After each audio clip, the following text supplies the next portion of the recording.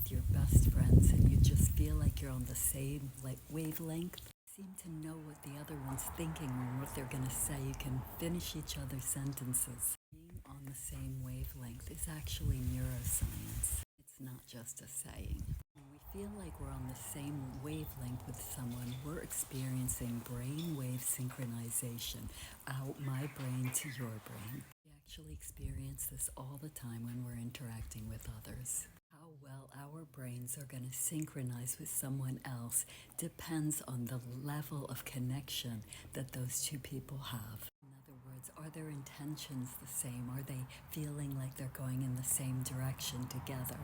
You'll have more brain synchronization when you're talking with a friend than you'll have when you're talking with someone random that you haven't yet cultivated a friendship with, or someone that's just out in left field compared to where you are. Context and temporal dynamics, also known as the time, also plays a role in the level of synchronization between people.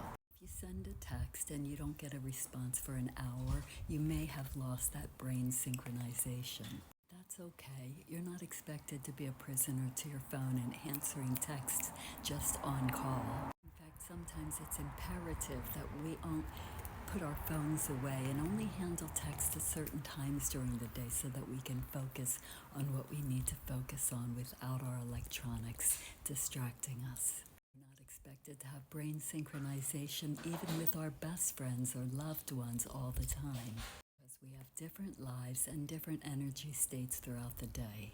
That's why it's so easy to misinterpret someone's communication, whether you're not on the same wavelength with each other or you're not in the same temporal situation. Your timelines are different than theirs. Type in the comments, yes, if you understand what I'm talking about in terms of making sure that you're syncing up with your friends when the time is right and not thinking you need to be a prisoner to